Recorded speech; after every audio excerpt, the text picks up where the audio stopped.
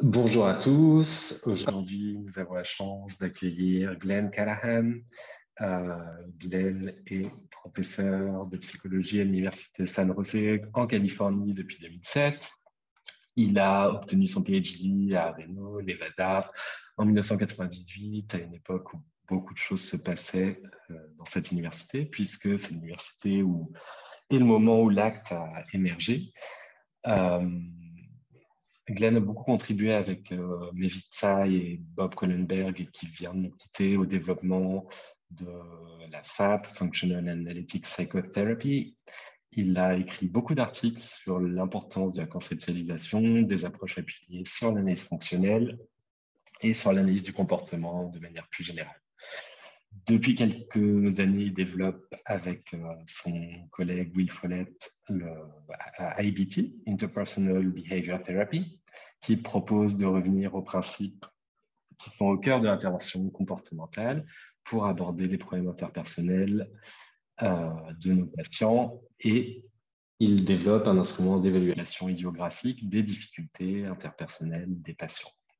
Donc, je pense que Glenn a beaucoup de choses à nous dire sur la manière dont nous pouvons mettre une conceptualisation solide au service de la relation thérapeutique et d'intervention efficace pour nos patients.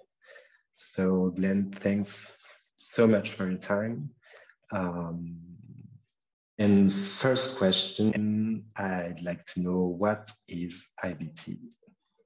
Well, thank you so much for asking me to chat about this with you, Thibaut. I'm delighted to talk with you.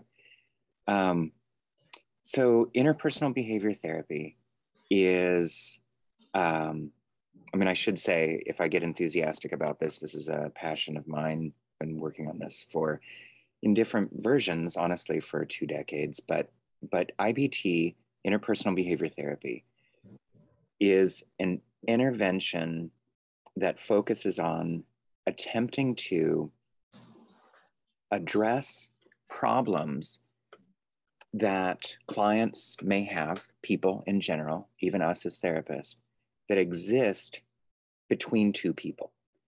And although that's in the title, what's important about this, that the colleagues and I, Bill Follett, other people around the world, are talking about IBT. What's unique about it is that the focus is on this interpersonal interaction. And the goal then is, in psychotherapy, to help address human suffering that exists as a function of their connection with others. Now, what's interesting about, I think, any interpersonal approach, or actually probably doing any psychotherapy, is once you really think this is the thing to address with clients, then you start seeing that everywhere. The assumption of IBT is that much of, I think one might argue all of, but we'll say much of human suffering is a function of our relationships with others, in the same way that our joy, our pleasure, our passion is also a function of our relationship with others. So at its kind of broadest level, IBT is an interpersonal therapy that's situated in what we would call the third wave of behavior therapies. It's consistent with the analytic approach that acceptance commitment therapy is founded on. Certainly, behavioral activation is founded on. To some extent, the same ideas that drove forward dialectical behavior therapy. And then the thing that I want to make most clear is it is deeply inspired by and arguably an extension of functional analytic psychotherapy from the 1991 book.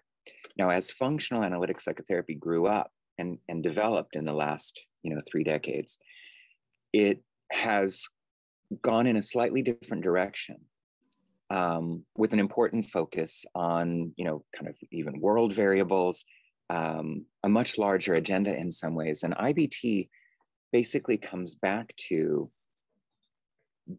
the importance of, in this third wave behavioral therapy tradition, the importance of the functional assessment or understanding of what's going on with each individual client, and then the application of behavioral principles to remediate that distress or alleviate that distress.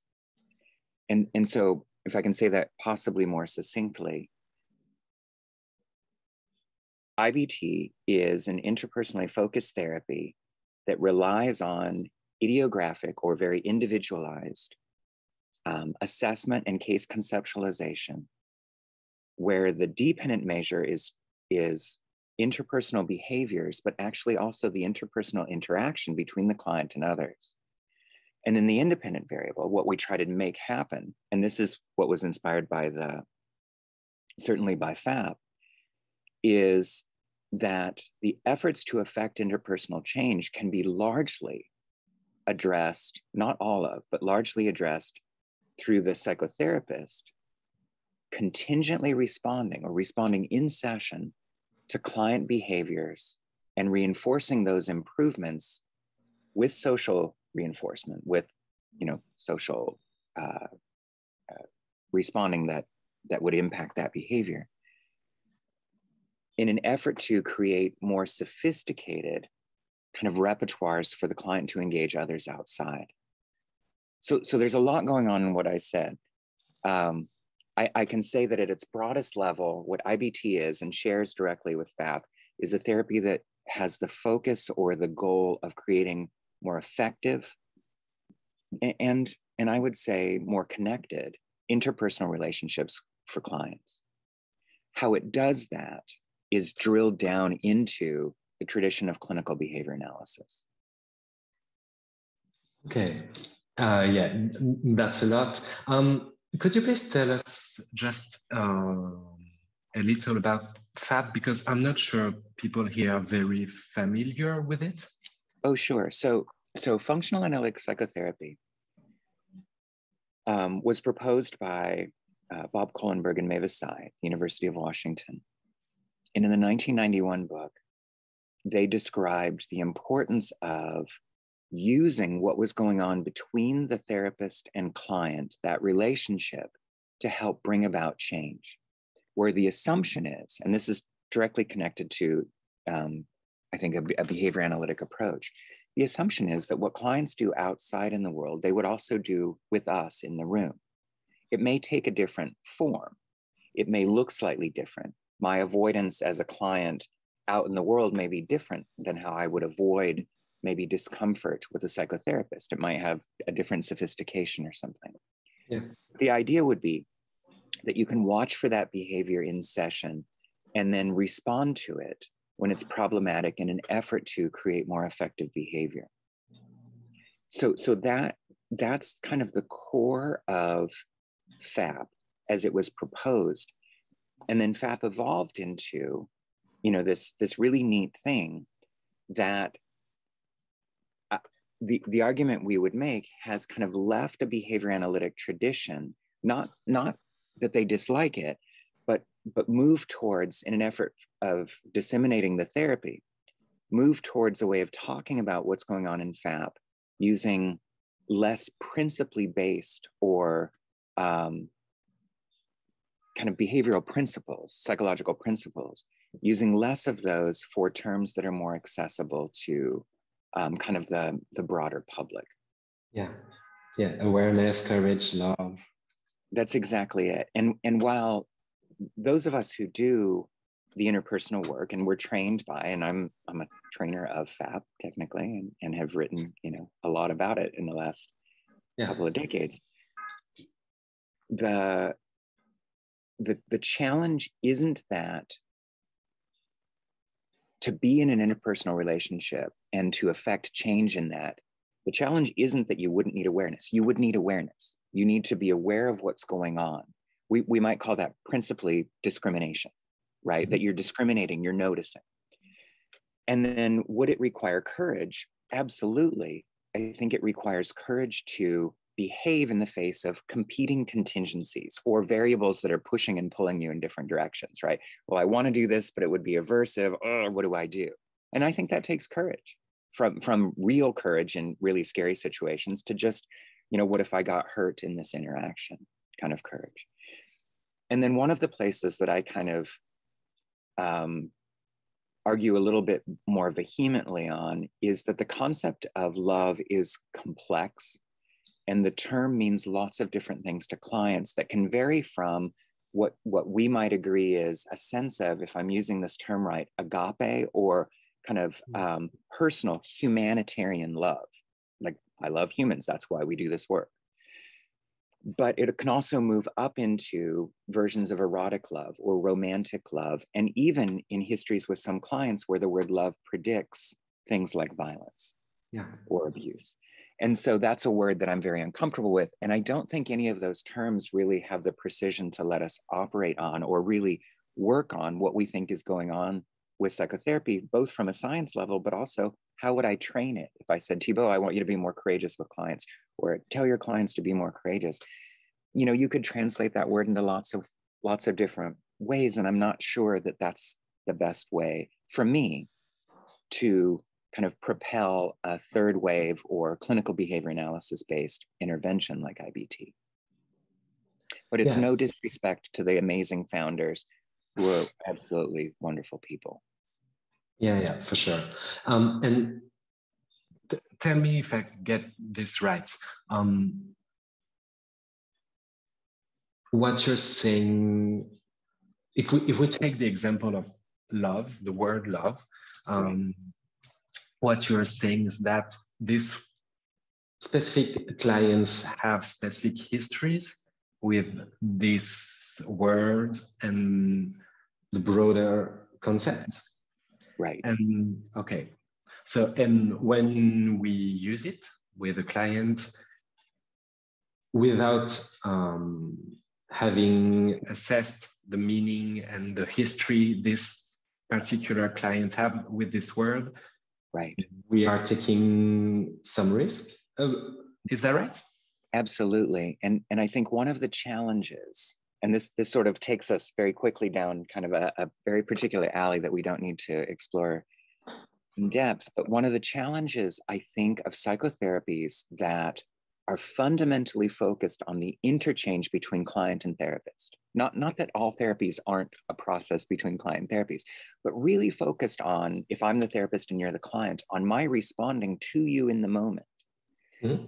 That those can create quite a lot of kind of, there's a power to that, there's a vulnerability to that. And so the issue of ethics and the ethical boundaries of how the client and therapist relate to each other, I think those issues become magnified in therapies that have that focus. And so I may use, I don't for the reasons we're discussing, but if I were to use the word love in a session, the client may then respond quite differently than I would think they should. Mm-hmm, mm-hmm. And in fact, create a dynamic that's very, very non-productive for psychotherapy. It's not that we couldn't address it. And I will say, those things can happen in any psychotherapy and do happen in FAP or IBT. But the reality is there isn't really a need, I think, for me to specify the therapy as being founded on that particular term, given, as you said, its concept and how it relates more broadly, even if we use, the conceptualization from a relational frame perspective that, these words have arbitrarily applied and derived meanings for other people. What I would say, though, instead, and it could be that, you say this, I say that, but we're really saying the similar thing. What's fundamental to doing this work, any of our work, I would argue, as psychotherapists, is compassion, empathy, and understanding. Now, those are also what they call middle level, like they're just kind of somewhere in between. Well, they're lay terms also, but they're not exactly principle based. And so for me as a therapist in IBT, I want to operationalize, what do I mean by providing compassion? But at the broad level, what we are is we're trying to help clients by understanding their unique suffering, by reflecting our appreciation of that suffering. That actually, this is very behavioral from a behavioral position, that of course they're doing that because their learning history built them to do that, right? Their reinforcement, their punishment history. And then the understanding, I would say, is our hard work of conceptualizing through with IBT, a behavioral frame, conceptualizing what are the specific problems that they are struggling with, and how might we, as therapists, try to notice those in session, respond to those, which is very similar to early FAP, try to shape more effective behaviors. And then this is the one big thing that I think is unique about IBT, that what's emerging is this very strong emphasis on the need then to generalize that out into the community, the verbal or reinforcing community. And to do that, we also assess the community, not in the way we can with the client, because we don't have access to them in the same way. But we do have access to start to predict with whom could they try these behaviors that would be safe, that might be more effective, less punishing, knowing that not all people will be able to do all things with the client. Yeah, great. And how would you do that? Yeah, right. So what we bring in IBT, and it sort of has evolved as its own kind of system of, I want to say system of psychotherapy, but that's not because what we've proposed is unique. Behavior analysis is not unique on the treatment or the assessment side, but trying to bring in this body of work that has surrounded FAP and clinical behavior analysis into an approach that comprehensively assesses, conceptualizes, intervenes with the client, and also attempts to generalize that behavior to the community. So how we do that is one way anyway. And I have a lot invested in this because this is sort of one of the projects I worked on for a long time. But how we do that is by bringing an assessment approach that characterizes client behavior into domains or areas of struggle. I call them classes of behavior. Those who are behavior analytic might listen and say, well, I'm not sure if that's really a functional class, but those are they're categories at the very least. And we say that there are these 5 main things people do. And I can name them if that's useful, but we'll get lost in details. Sure. Go ahead. I can name them? Okay. So the 5 things that clients do and the verbal community does, and we do, all the people do from this approach, not saying this is the only way to say it, but this is how I decided to say it, is that we have, how to say this, but basically like these 5 classes or categories of behavior would correspond to our need to identify and assert what we value or even need instrumentally. So we would call that assertion as a category. The second one, so these are all A, B, C, D, E, which I did just because I can't remember stuff, even though I made it up. And so the next one is B, which we call bidirectional communication. It's not a great name, but basically that's the category of how do I read or respond to your feedback, and how do I provide feedback to you? Okay, so that's kind of a fundamental interpersonal skill. That can range anywhere from, ooh, I didn't like that, or we need this to be different kind of thing. Now, each of these categories are going to overlap. So someone says, well, that feedback is very related to a need. Absolutely. All this stuff is interrelated. I don't think in social science, and arguably in lots of versions of the harder sciences, that the concept of orthogonality or unique, absolutely no overlap categories, I don't think that exists in nature a whole lot, at least interpersonally. Okay, so we have assertion, the issue of feedback, we're calling bidirectional feedback or communication. The next one is... Excuse me, what you call assertion is being able to express one's needs, is that right? Yeah, express, identify. Recognize, okay. Know what they have and express one's needs. And what we're putting in there is not just need, but kind of / value. Yeah. And the reason for that is because I don't want people to be stuck on an instrumental need. You know, Thibaut, I need you to go to the store and get this, or give me a ride or something. I think that is important, but there's also the need of, I need you to be present, right? To be able to ask for what we need.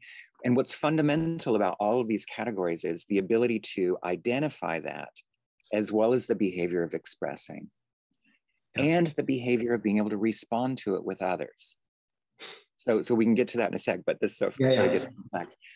The next category is conflict. And conflict can range, so that would be the identification and response to conflict. And conflict can range anywhere from, small little, that didn't work to, real large conflict. The next category we call disclosing, which frankly, it's interpersonal. Isn't it all disclosing? These are the thoughts I have. Why did I name it that? But the idea of disclosure here is identifying, with whom, where, when, and the ability to share content about one's life with someone else, which of course would have overlap with the last category, category E, or emotions, which is our ability to identify and express our feelings.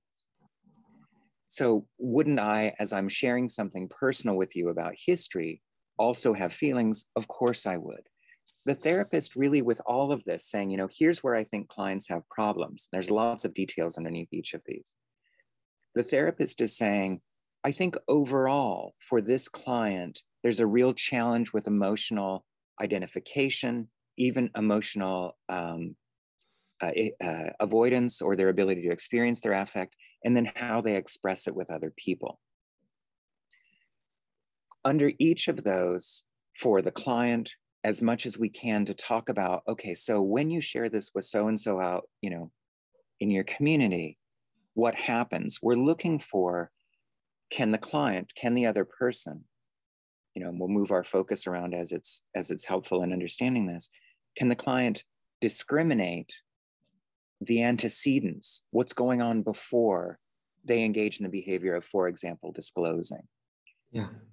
And so we just use that structure of antecedents, behaviors, and consequences to then assess the client primarily, but also in as much as we can, the member of the community. So it basically is, for the client, can they, using the example of disclosure, can they discriminate or identify the antecedents of, where, with whom, when to share a feeling?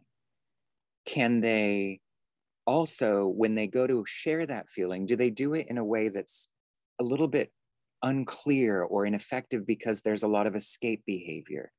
They might start to share and then back away, or they just avoid flat out. I'm not going to tell someone something meaningful about myself.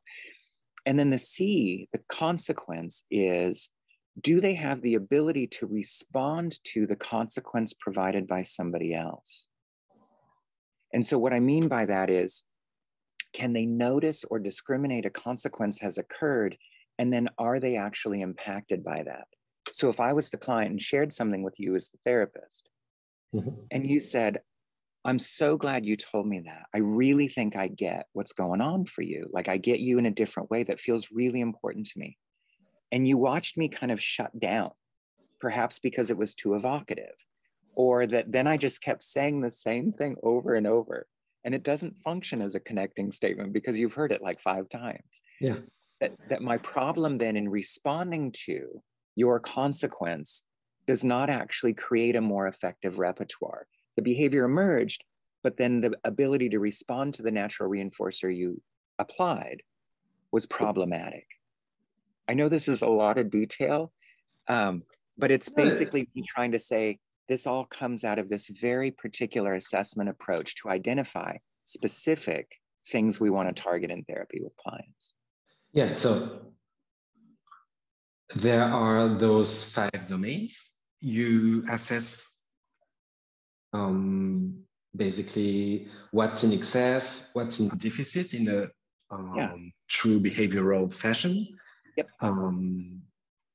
I think what may come as a surprise for people is how you can, besides assessment, how you can use behavioral principles to build strong interpersonal relationships in the context of the therapeutic relationship. So can you please tell us about that?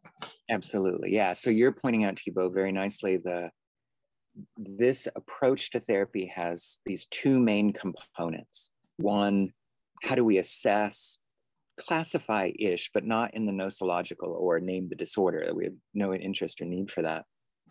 but to categorize or move forward with an assessment and then a conceptualization. Who is this person with what they bring, their history, their culture, their identity? And then how do we actually affect change, right? So just naming it isn't going to do it. So the idea, and again, this is inspired by, born out of, an extension of, in particular, the 1991 book by Kohlenberg and Sy, is that what we're going to do is, again, two pieces. We're going to work on what the client does interpersonally in session. And I'll talk more about that specifically, the most about that. And then the other part is, as we do that, we're looking for opportunities for where they can practice these behaviors. Okay, so in a lot of ways, what I just said is, well, that sounds like good CBT. Like for me, the way I was trained in good CBT is, we're going to, of course, talk about their, the cognitive problems, how those impact behaviors and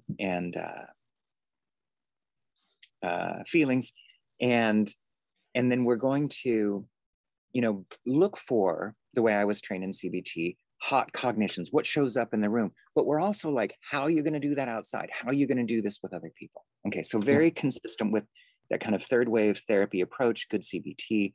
Our focus isn't on the role of thoughts as causal in this, but of course thoughts matter, and we would address those in particular as they show up in an interpersonal context.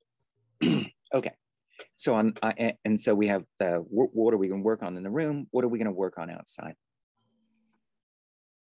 In terms of in the room, what we're doing in that conceptualization is identifying which behaviors from a functional assessment approach, which behaviors seem kind of most important, salient to address early on, which might impact other behaviors, which behaviors could we actually sort of have an impact on.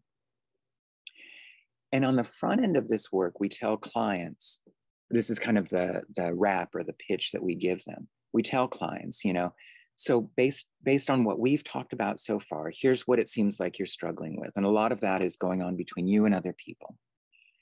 And would it be okay if any of that ever came up between you and I, that maybe I could respond to it? I could let you know kind of that I noticed it. And I could also let you know kind of how it affected me. Because the assumption is some of what you do outside could come in here, even though it would look different. Now, from a behavioral position, we fundamentally believe, of course, it will show up, because the stimuli that are evocative of interpersonal behaviors is an interpersonal interaction. Knowing that, of course, the topography or the variation of the behavior will occur, right? The topography would shift, the variation would occur in session.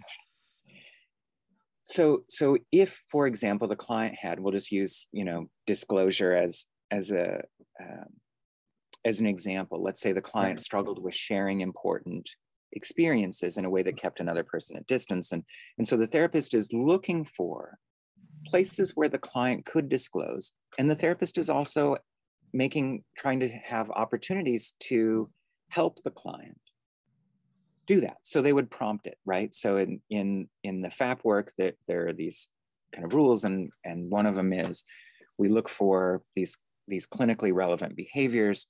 They're just problems and improvements that might occur in session. And as the client engages in that behavior, and let's say we're talking about more effective, improved abilities to disclose, but we're also looking for problem behaviors that would be specific to that client, that might be, escape, withdrawal, unclear disclosure, whatever it is, that then doesn't function to create that interpersonal dynamic of disclosure, and being able to kind of connect around personal experience. So the therapist would look for that. Therapist might evoke that. And so the therapist has to have that repertoire intact. And so some supervision might have to develop that. Some of us are a little bit more shy. We learn these really good structured therapies, but if we're told, like, go in and, I want you to really ask the client to share something that they feel very protected about. And not because we want to be a voyeur or egregiously, but because we would say, something I think that's important for you is for you to be able to kind of share what's really going on for you sometimes. And so as the client engages in that behavior, if the behavior that emerges is an approximation towards the goal, Yeah. right? And we might specify that with the client. Then we use what first are called natural reinforcement. And this gets dicey to me. I like it. The concept makes sense that it is, we don't use arbitrary, no one would ever see this reinforcer again. We don't hand the client an M&M or say, good job, or whatever. But we may, with our enthusiasm, have that joy that shows up and say, oh my gosh, I know this is hard for you, but this is amazing. Keep telling me this. This is so important. Or this feels like I'm really understanding this. Whatever it is, that's a natural response from a disclosure. Like, wow, I see a whole nother side of you. Or I've told clients, like, I think what you just did was really brave. And I don't know if I can convey this, but I hope you understand that that's a really, really neat thing that you just did. And it matters to you. And the idea is that social reinforcer then should function to help increase the behavior, but you don't know until you start to see the behavior again. Yeah. And yeah, go ahead. Please, excuse me. And that implies something that on the paper seems very simple and in session might be challenging, which is noticing the behavior of interest whenever it happens, and more generally be very aware of the moment-to-moment interaction and respond to it. Yeah, and so I guess the question is how you do that. What's important? What clinical skill is important to do that exactly? That's such an awesome question. So for me, what I do is try to boil it down to the clients, the community, us. There's only two skills. We notice and we do, and then we notice what we did, and then we do something different if we need to. But it's still just noticing and doing. And so what it is then is an enormous amount of practice. And in terms of noticing, the more we can notice that's driven by a conceptualization. We're not just noticing like, does everybody disclose? Because not everybody has a problem with disclosing. In fact, some people disclose too much, and our job is to help them discriminate when to do that more effectively. Because when they do it, it's quite rich. But you don't do that on the elevator necessarily. And so we're practicing discrimination. Where do we do that? We can do that in supervision. Where can we do that? We do that in session with the client. We can also practice that outside in our lives. What are we noticing about ourselves? Do we notice that we're observing this interaction? Are we observing it while we're participating, or have we removed ourselves? These are all challenges with this work, I think, right? Because you become this sort of floating self observing the interaction, but you're not really participating. And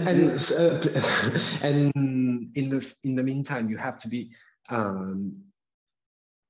genuine and authentic, and right. You're on different levels. And yeah, right. And then the problem is telling someone to be genuine completely messes with that, right? Like, okay, be your most genuine self. Like, it's like someone saying smile, and you're like, you know. So I think those two skills, then the doing, how do we do that? How do we respond naturally from first year's definition rather than arbitrarily? How do we respond genuinely with empathy? And again, I think, this is, I don't mean this as a dodge, but it's with a lot of practice and a lot of willingness to notice where our deficits are.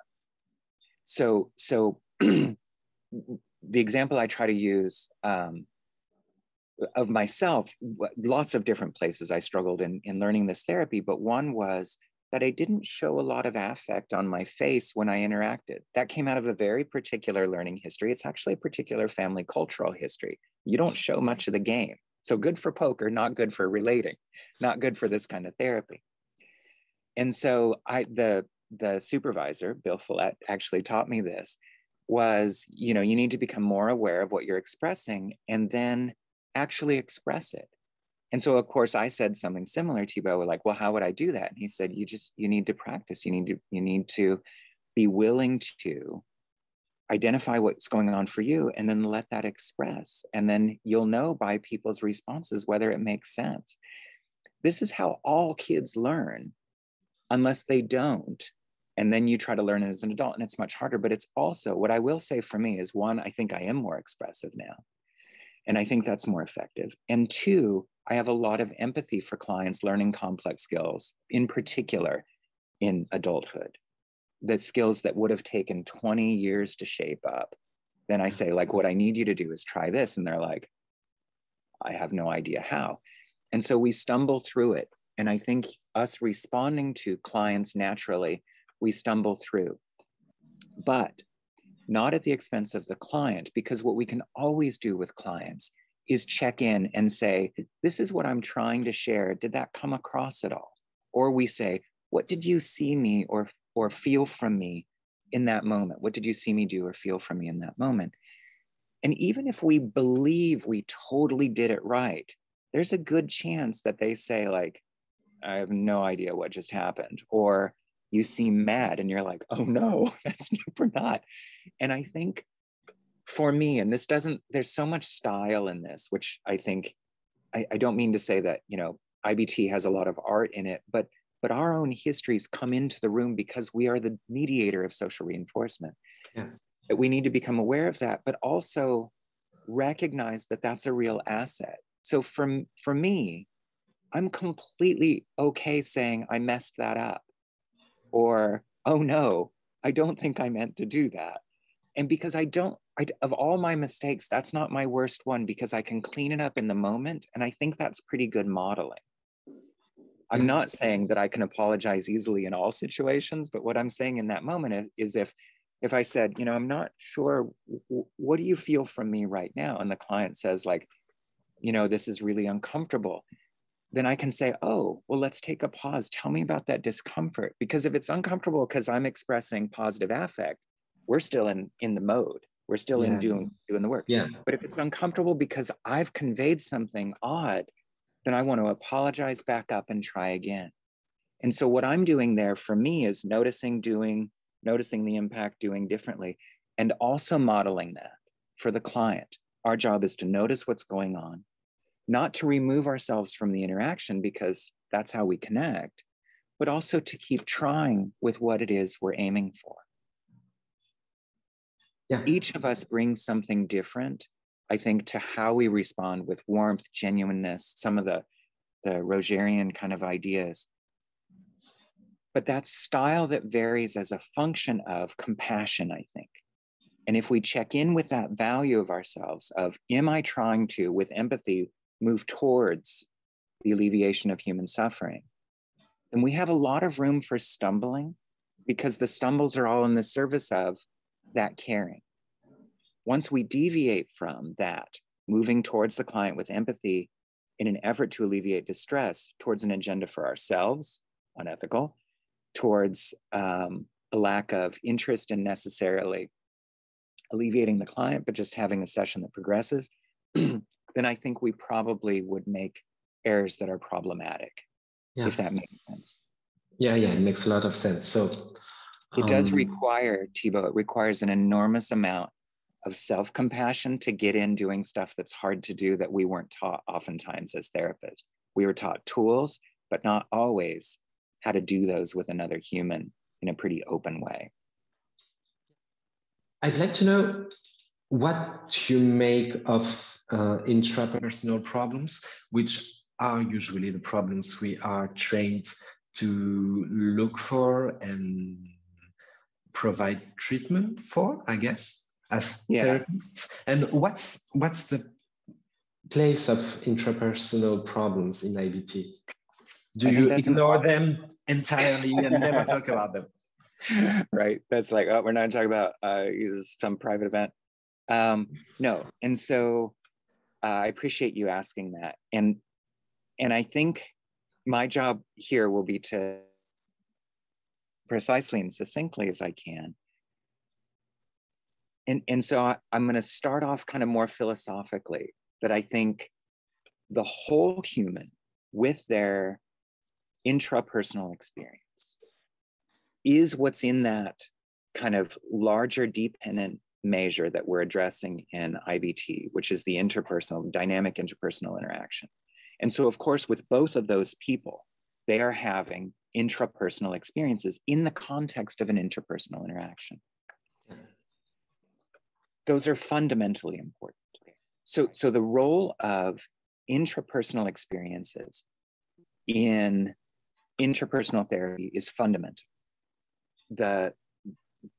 Our private experiences, our thoughts, our emotions, our psychological events, experiential events, exist in a context of interpersonal relating. The argument that I would make, which I know isn't 100% true, is that my intrapersonal experiences are knowable in the context of interpersonal interactions. They were developed in that context. How I know what I feel and what I think was developed interpersonally, and how it gets expressed and supported is an interpersonal process. That doesn't mean that I wouldn't feel if I were alone.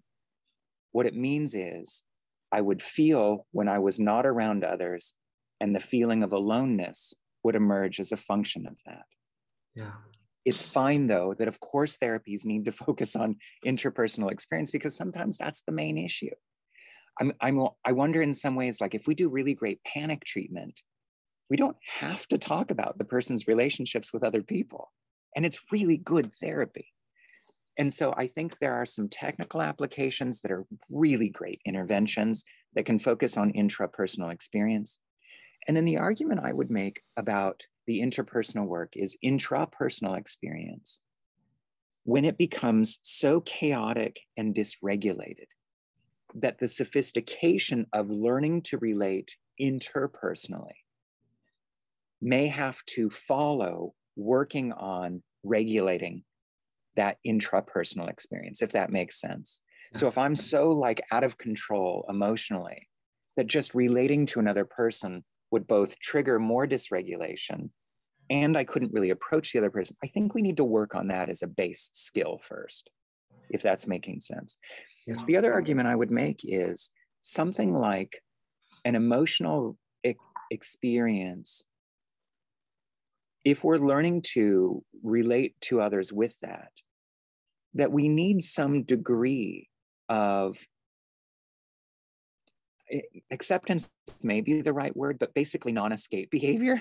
You know, so if I'm going to share a feeling with you, I need to discriminate it, not escape from it, and then express it, and then basically respond to how you've sort of given me feedback about that. Mm-hmm. So intrapersonal experience, how would I understand it? In some cases, it can be its own target in therapy. You don't need to do IBT or FAP with that. In some cases, I think you do really important work. In the example I used, perhaps DBT, to help develop regulation skills. There are probably other strategies. Some ACT or mindfulness-based strategies for those who are so, once they contact the feeling, leave it, that we would work on some acceptance or mindfulness strategies in order to be present while we're trying to connect with others. Mm-hmm. Are we still connected? I apologize. Yeah. It's a little. We're still there. Okay. Good. Yeah. Great. So once we've established that kind of base level, as we're working with clients who may get a little bit dysregulated, who may do a little avoidance, we can keep talking about that and both adding in some skills. Like I wonder if while we're talking and you notice you're like, I don't want to feel this feeling, that you can, ask the person to take a moment. I'm just going to have a pause here, take a breath, and then I want to share this feeling with you. That it becomes all one repertoire. It's the repertoire of expression. Part of expression is the identification, discrimination of the emotion, the ability to tolerate a strong affective experience, and the sharing of that, and the noticing its impact on others and responding to that. Does that help a little bit? Yeah, sure it does. And I think it leads us directly to the question, to the topic of fourth wave therapy, as I understand it. So Yeah. you wrote about that. You wrote at least one paper about fourth wave behavior therapy. And I'd like to know more about your ideas on this specific topic. Yeah. So Sabrina Darrow and I wrote that paper where, not to create another label, it's sort of like IBT, like it's a thing and it's not a thing at the same time. I'm not trying to create a Callahan Follett therapy. What I'm trying to say is there's a clinical behavior analysis intervention that focuses on interpersonal behaviors that's incredibly comprehensive because it's based on a ton of work that's happened in the last couple of decades. And so the fourth wave, I think, is sort of like that. The fourth wave is not a thing, but instead, if possible, this is the world I would want to live in. We get to a place where, whether it's called contextual behavioral therapy or it's called clinical behavior analysis, doesn't matter to me.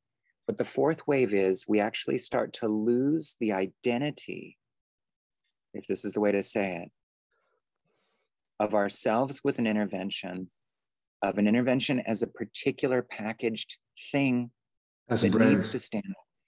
What's that? As a brand. Right, as a brand, to acknowledge the incredible value of what Linehan, Hayes, Lejeune around behavior activation has brought us, Beck even, although I don't think of thoughts as causal. What they brought us is this incredible toolkit. And then each of those tools can be more rooted in behavioral principles. Some of them we may have to do a little bit more work kind of drilling those down.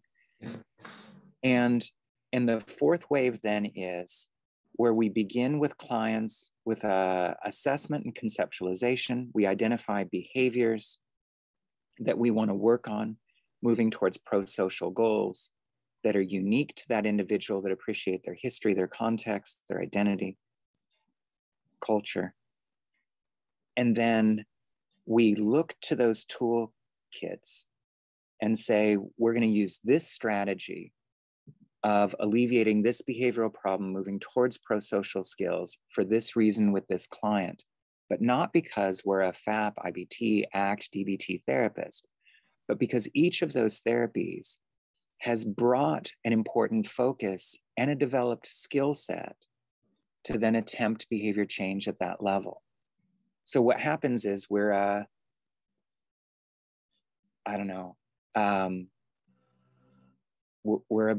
behavior therapist. I don't know. That's not a sell of it, but it's more, we can let go of the brand and we can move into just doing really good, grounded, principle-based therapy.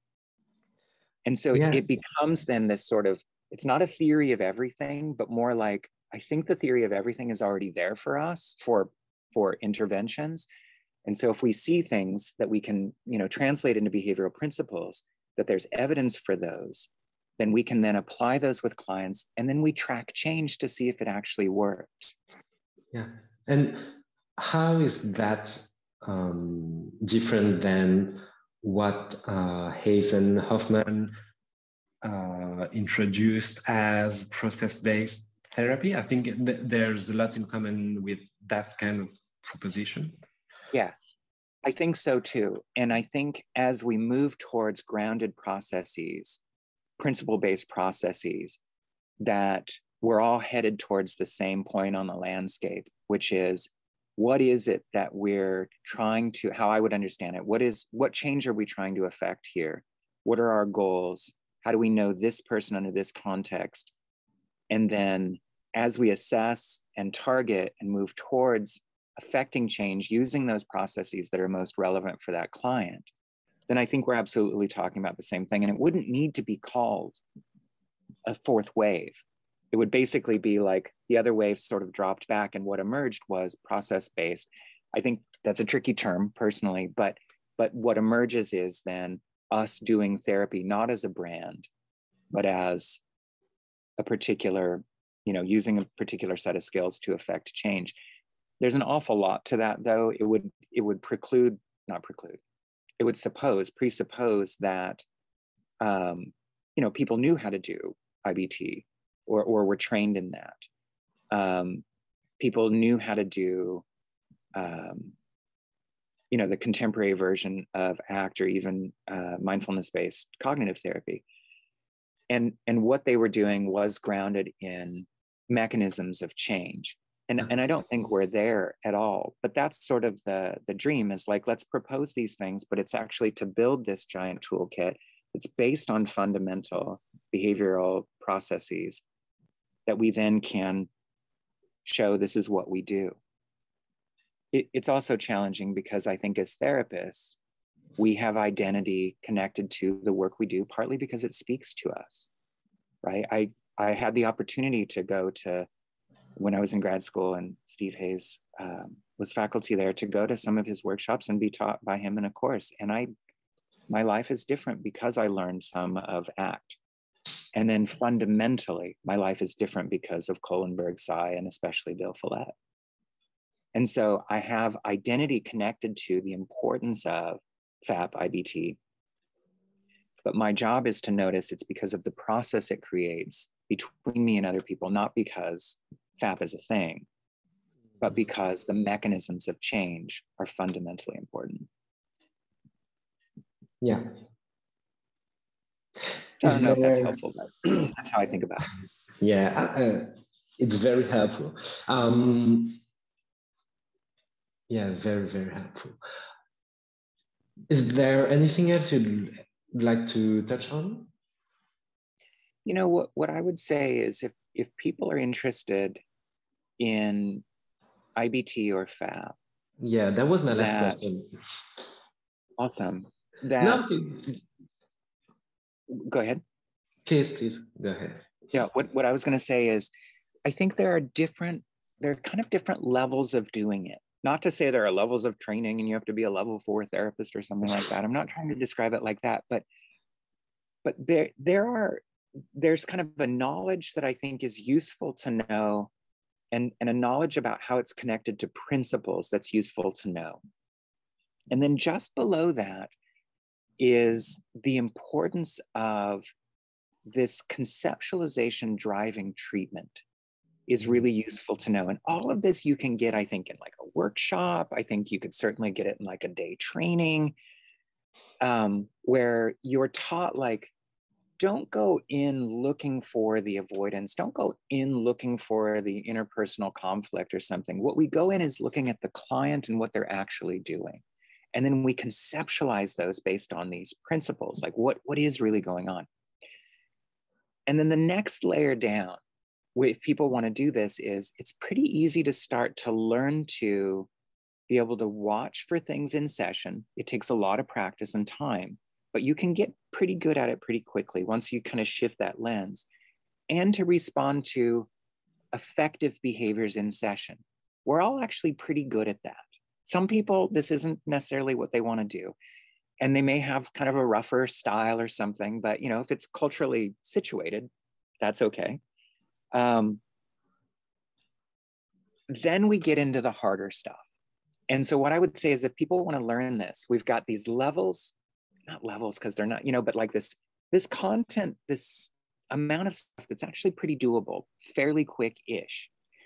And then the harder stuff is applying that ongoing to a client in particular, where you're trying to respond to problematic behaviors that you want to get to show up in session or do show up in session. Mm-hmm. And that, I think, is a harder skill because there's much more of our historic repertoire in play there.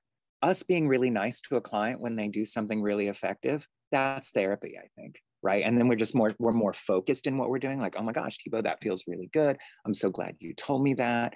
That's more focused, but that's pretty easy to do. If you do something that's less effective, how I call that into the moment, tell you the aversive feedback basically about that, and then prompt for something more effective, that I think actually takes work. And so that's where I think supervision with this kind of therapy is really, really important. There are more technical therapies you can go to a workshop, learn. They're pretty tool-based, they're awesome, that you could then go do on your own.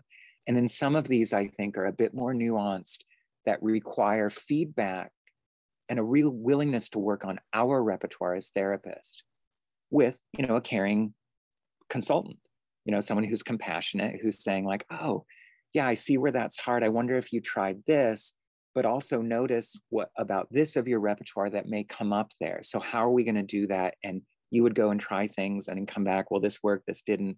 Here's what I liked. Then I got stuck here. That I think becomes almost like less workshop. I mean, I can tell you what that looks like, but then the supervision is the ongoing practice.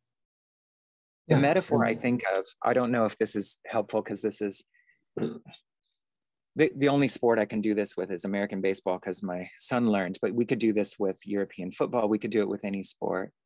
But it's one thing for me to tell my son, this is how you would stand facing a pitcher, holding your bat off your shoulder, but not super high up, and lift your leg into a swing as you watch the ball the whole time. I can tell him all of those words. I've watched an awful lot of baseball. But when he goes and does that, it's a whole different experience. Someone is throwing a ball at him towards his head, somewhere in the neighborhood of 45 to 50 miles per hour. And once in a while, we'll hit him with it. And his job is to stay there. And so all of that requires, and I'm not saying that a consultant is a coach, but it requires an awful lot of that, being present with the person practicing these hard skills, especially when they don't go quite the way you'd hoped, but still ethical, right? Yeah. I hope that's a metaphor. Maybe taking a European, you know, what we'd call soccer, but football to the head and have the coach say, we're going back in, you know? Yeah, I try to culturally adapt the metaphor. First, I have to learn about football, but well, I try to get there. Yeah, I love where we are right now, and I love that that it's the point where we will be finishing this interview. Of course, there would have been a lot of things to say. But well, anyhow, thanks a lot for your time. It's been great, and well, I really hope people here will want to learn more about IBT, or more generally about behavioral conceptualization and, well, principle-driven approaches and so on. So thanks a lot. Yeah, you know, I was just going to say, Thibaut, a dear friend of mine said when she had learned the behavior analytic base, in particular of ACT, but also of FAP, that she felt once she had that conceptualization, that she had the keys to the kingdom, that it all started to make sense.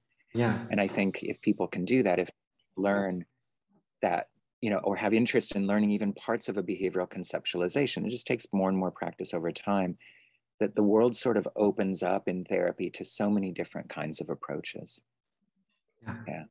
Well, thank you so much for this chance to talk with you about this. Yeah, so I practice noticing and I will get supervision in the future. Thanks a lot. Excellent. Bye. All right.